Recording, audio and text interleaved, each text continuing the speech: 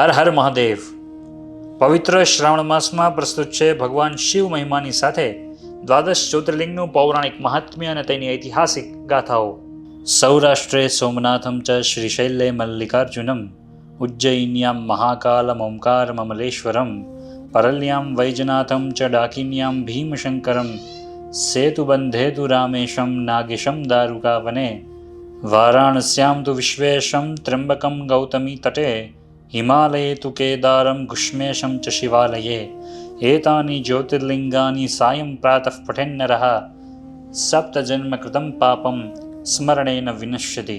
આજના એપિસોડમાં દર્શન કરીએ ઉત્તર પ્રદેશના કાશીમાં બિરાજતા ભગવાન શ્રી વિશ્વેશ્વર જ્યોતિર્લિંગના અને જાણીએ સંગીત નગરી વારાણસી વિશે.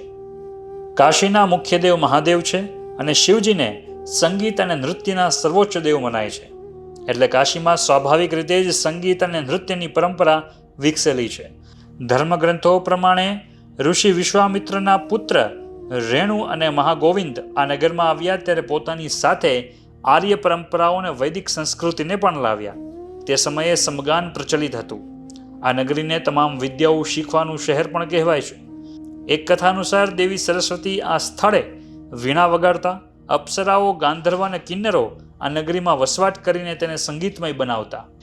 વાર તહેવારો પર અહીં મહાકવિ કાલિદાસની કવિતાઓની સાથે ધ્રુવગાન અને પ્રબંધ સંગીતના કાર્યક્રમો વિશાળ પાયે થતા.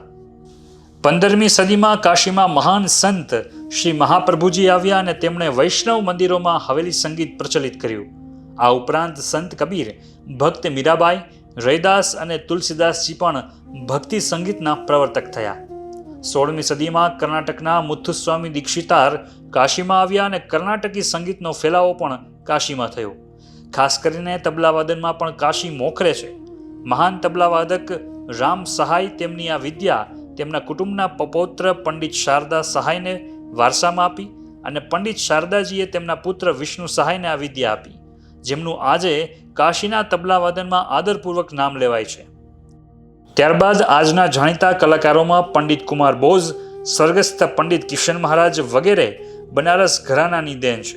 તો વાંસળી વાદકોમાં શ્યામલાલ, રઘુનાથ, તારકનાથ, પંડિત હરિપ્રસાદ ચૌરસિયા જાણીતા નામ છે.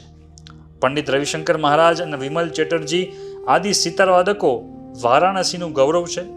શરણાઈ વાદનના પર્યાય બની ચૂકેલા ઉસ્તાદ બિસ્મિલ્લા ખાન પણ વારાણસીની સંગીત ભૂમિના વારસદાર હતા. તો કથક નૃત્યમાં ઉદયશંકરજી, પંડિત બિરજુ મહારાજ, કાલિકા પ્રસાદ, સીતારા દેવી અને તારાદેવી વગેરે નામો પ્રચલિત છે, જેમણે બનારસને નૃત્ય જગતમાં આગવું સ્થાન અપાવ્યું. આજે પણ બનારસના અસી ઘાટ અને કબીર ચોરામાં સંગીતની આ દિવ્ય પરંપરા જીવંત છે. તો આ હતું સંગીતનો પર્યાય એવું બનારસ શહેર. ભગવાન વિશ્વેશ્વરના ચરણોમાં નમન સાથે આ એપિસોડ અહીં પૂર્ણ કરીએ છીએ અને આવતા એપિસોડમાં દર્શન કરીએ મહારાષ્ટ્રના ત્રંબકેશ્વર જ્યોતિર્લિંગના. હર હર મહાદેવ.